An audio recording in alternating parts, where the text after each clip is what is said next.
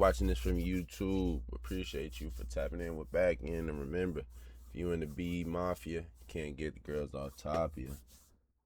We about to watch cops trick killer into thinking victim survive. Make sure, again, y'all not doing no crimes out there, no bad stuff. Come on, chat. Watching was recorded. Be just safe out there, you after know. 17-year-old Let's get Benjamin into Elliott it. brutally stabbed his twin sister while sleepwalking. Where's your son? Where's your son? Okay, we got EMS is coming. The officers follow Ben's dad and discover Ben desperately trying to save his sister's life.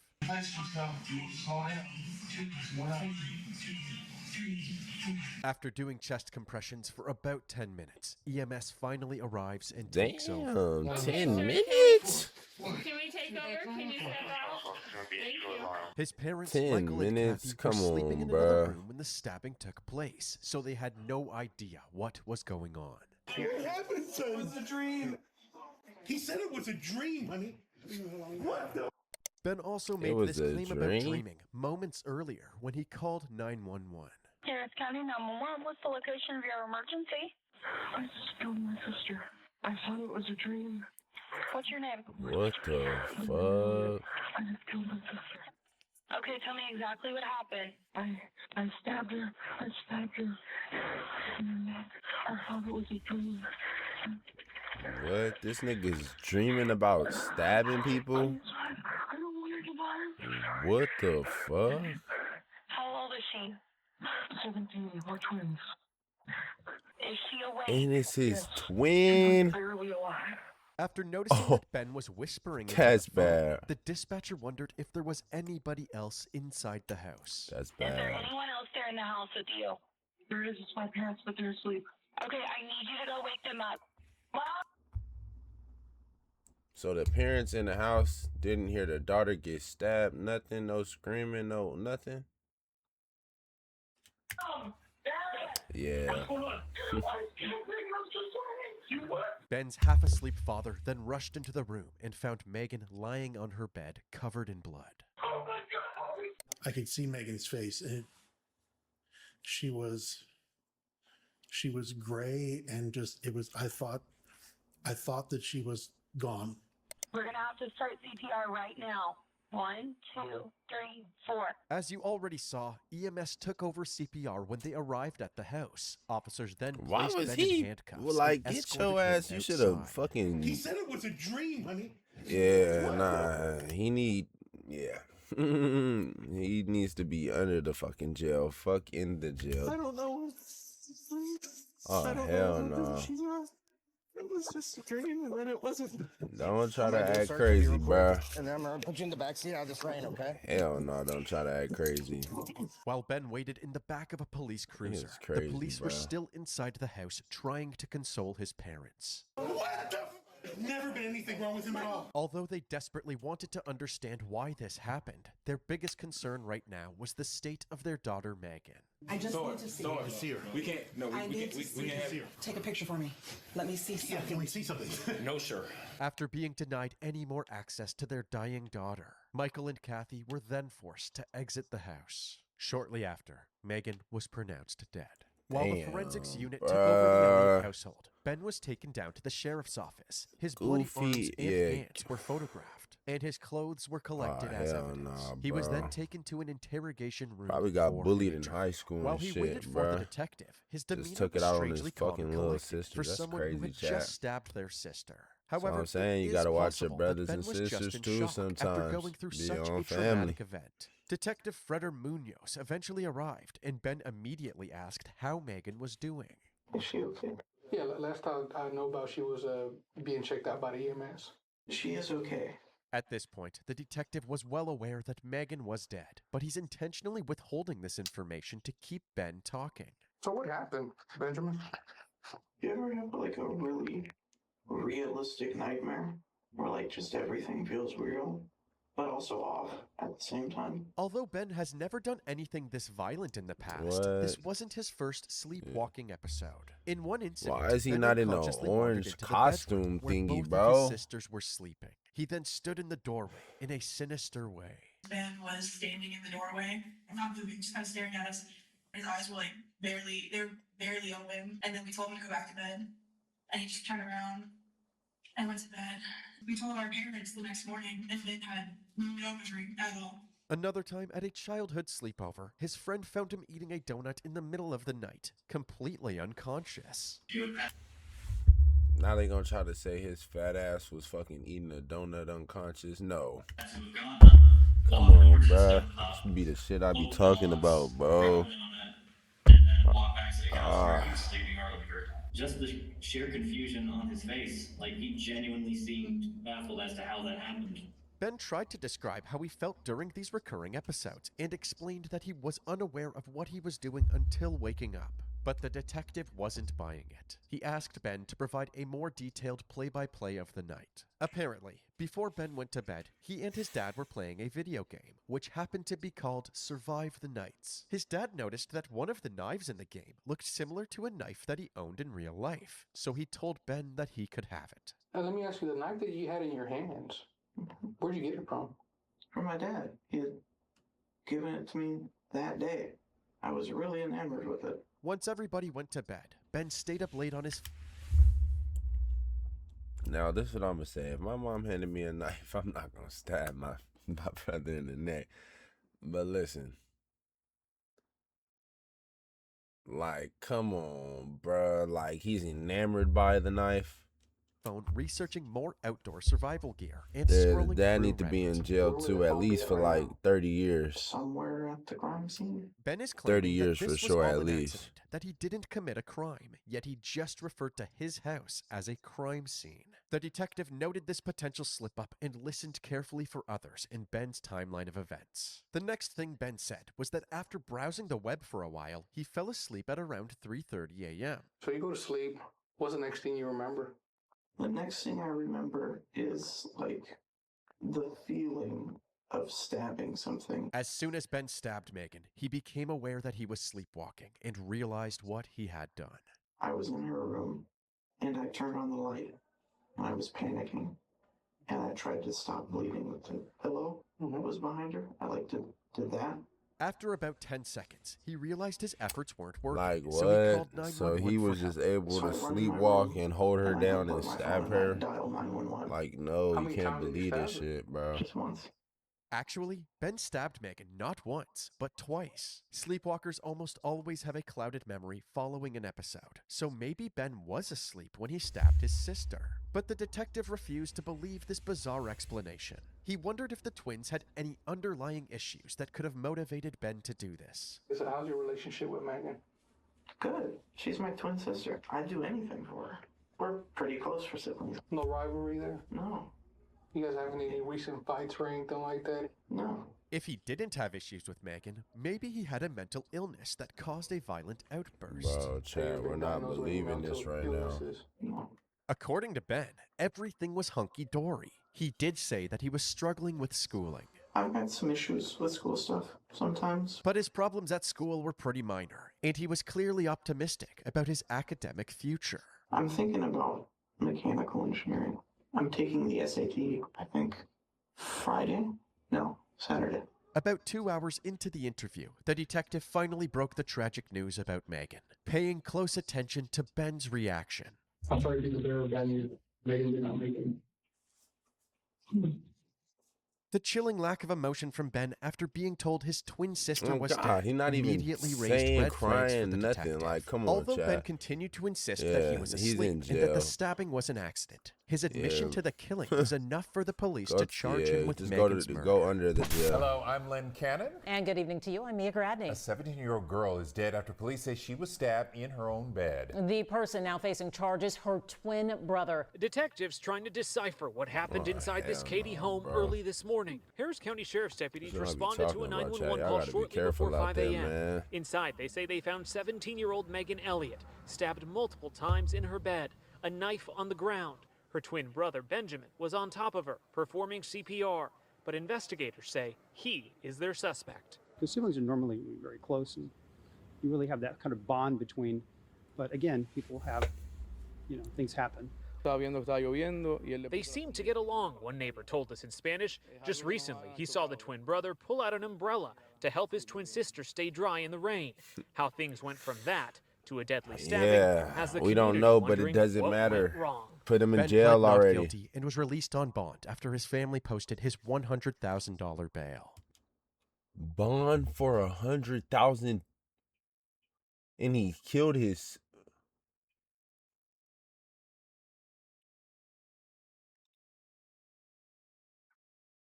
Meanwhile, the forensics team was processing the evidence from Megan's room. That's Strangely, crazy. there was very little blood spatter where the killing took place, which was unexpected considering the severity of Megan's stab wounds. Other than the bed, the only thing that had a substantial amount of blood on it was the pillow that Ben had supposedly used to manage the bleeding. The investigators believed that the only logical explanation was that Ben was covering Megan's head with the pillow at the time of the attack, blocking the blood from getting everywhere. Ben insisted that this was all the result of a bad sleepwalking episode, but even his own attorneys struggled to believe this claim. They wondered if Ben actually had schizophrenia, just like his grandfather. However, after a series of psychological tests, it was clear that Ben wasn't suffering from any psychological issues. So they brought him to a neurologist named Dr. Gerald Simmons, who specializes in sleep disorders. After several tests, his conclusion was that Ben was likely experiencing a parasomnia episode, specifically sleepwalking, when he killed Megan.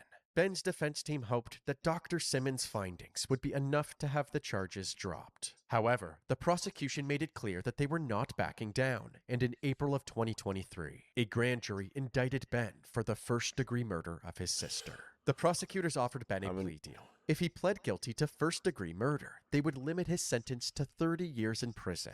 Ben turned down this offer, and on February 18, 2025, 3.5 years after Megan's death, his trial began. In the prosecution's opening statement, they told the jury that the sleepwalking defense is complete nonsense because Ben's statements contradicted the core principles of sleepwalking. Number one, you have no short-term memory if you're sleepwalking. The prefrontal cortex of your brain is turned off. You don't have memories from the moments leading up to sleepwalking. You don't have a memory of the episode itself. The next thing I remember is like caught his dumb ass in a lie. Caught his stupid ass. Number two, come on. You're not dreaming. You can't, because the prefrontal cortex in your brain is switched off. You ever have like a really realistic nightmare? And you're finding caught you, nigga. Principle: confusion upon arousal, disorientation. Not knowing where you are sometimes. I was in her room, and I turned on the light, and I was panicking, and I tried to stop bleeding with the pillow that was behind her. On top of all of these inconsistencies, they also pointed out that the state of Megan's body suggested she was dead long before Ben called 911. She's pale. Whoa. She's cold. Her lips are turning blue. The only person that knows when the offense occurred is the defendant. They wrapped up their opening presentation by ridiculing Ben's behavior throughout his interactions with the police, saying that this alone was extremely incriminating. He calls 911 at 4:41. Hello? Hello? I stabbed her with a knife. He's whispering. And you'll see his demeanor in the interview. I'm sorry to tell you this, but Megan has succumbed to her injuries. And the defendant says,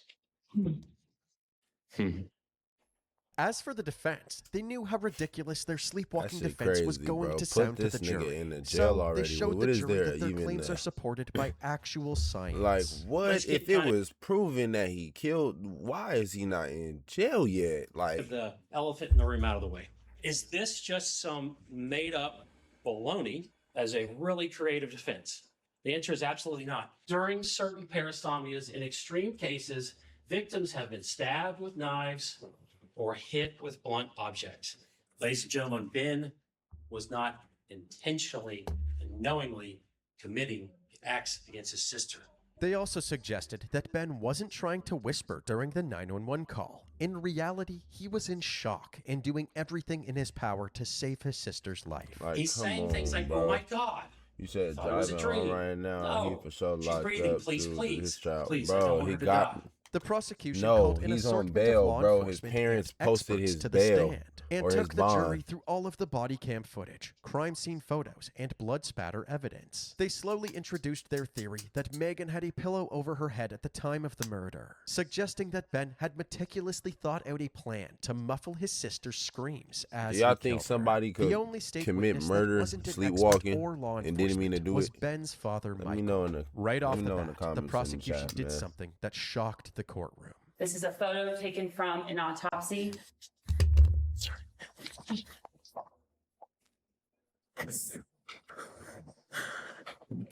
Yeah, that's Megan. No further questions, Your Honor. The Dang, you state's gotta see decision to his force daughter, Michael that's to crazy. identify his daughter's dead body was reprimanded by many who watched this trial. It's unclear why they couldn't have shown Michael a photo of Megan when she was alive, but some believe that the state simply wanted to torment Michael for supporting his killer's son. They rested their case, and it was now the defense's turn. They focused on the state's biggest weakness, their lack of motive. They called several character witnesses to the stand to show that Ben was a consistently good kid, and that his relationship with his sister was loving. Ever notice that if the sweet kid or the tender kid change into somebody else? Absolutely not. Did you ever know Ben to have any violent tendencies towards Megan? No.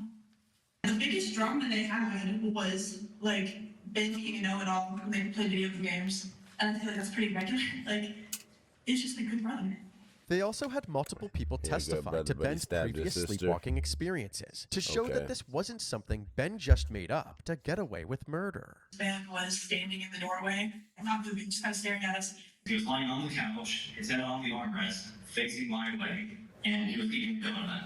In fact, members of Ben's family testified about their own parasomnia experiences as well, including his great-aunt Martha. All I know is I came to in the bushes Bro. clutching my dog. Apparently, Your sleepwalking was a niece common got parasomnia killed by within the him, Elliott and family. you're According to defending Dr. him. Simmons, this increased the odds of Ben having the same sleep disorder. Dr. Simmons gave an in-depth analysis about the sleep studies he conducted with Ben and explained why he believed Ben was telling the truth. There were two important observations about Ben's sleep patterns. The first important observation is that Ben had obstructed sleep apnea, which can trigger a sleepwalking episode. However, sleepwalking can only occur in stage N3 of your sleep cycle, which brings us to observation number 2. During Ben's sleep cycle, he entered stage N3 in about 11 minutes, much faster than the average person. This is important because although Ben thought he fell asleep around 3:30 a.m., his phone activity actually stopped at 4:17 a.m., 24 minutes before he called 911. This meant that Ben only had 24 minutes to fall asleep, enter stage N3, and kill his sister. For an average person, this wasn't nearly enough time. But since Ben entered N3 sleep unusually fast, this theory was totally plausible. And what is your opinion about the events that occurred on September 29th of 2021? That it was a perfect storm of circumstances. This was an event that was a parasomnia. In the rebuttal phase of the trial, the prosecution had the opportunity to call their own sleep expert to the stand, Dr. Mark Pressman. He believed that whether or not the defense's sleepwalking theory was possible, it was irrefutably debunked by Ben's recollection of that night. I concluded he was not in a sleepwalking state. How did you come to that conclusion? He had memory. He is said to have come out of the state much faster than any sleepwalker could ever do. After 4 days of testimony, it was time for the closing arguments. Benjamin Elliott walked into his sister's room with this very knife, and he stabbed her in the neck twice. There's no blood spraying in the room. You know why?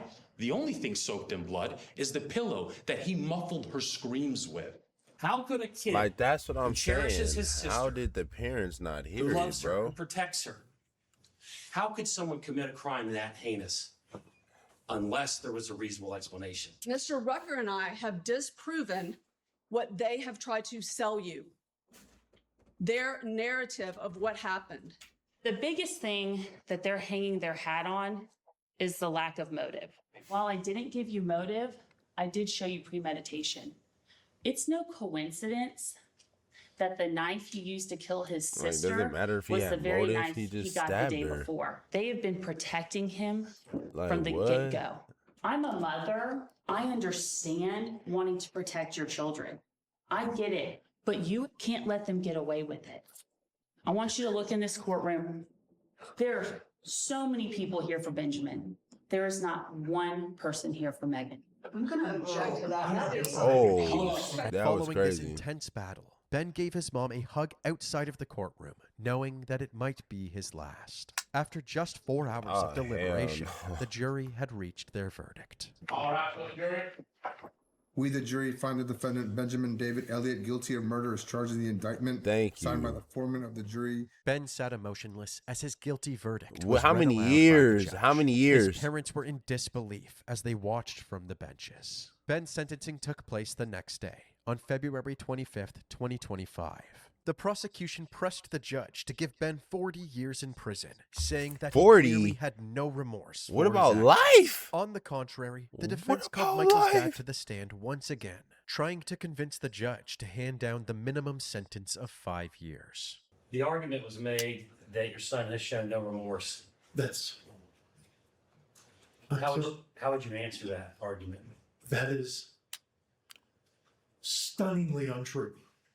He has been frustrated. And then he's been angry. he's He's protecting- been incredibly sad. He's broken down. What the fuck, Chad? Literally on the floor screaming.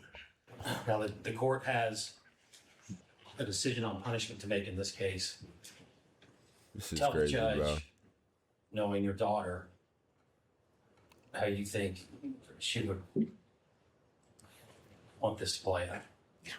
She would want lenience. She would want compassion for Ben. After taking everything into consideration, the judge handed down Ben's sentence. I look at what the jury has told me, and unsolicited, they told me to be lenient with Mr. Elliott. Stand up, Mr. Elliott. Your range of punishment is from 5 years to 99. I sentence you to 15 years in prison. Benjamin Elliott 15 was sent to the Connolly years? unit in Kennedy, Texas, where he will remain until the year 2040. Yeah, chat. So we're just gonna call that a case of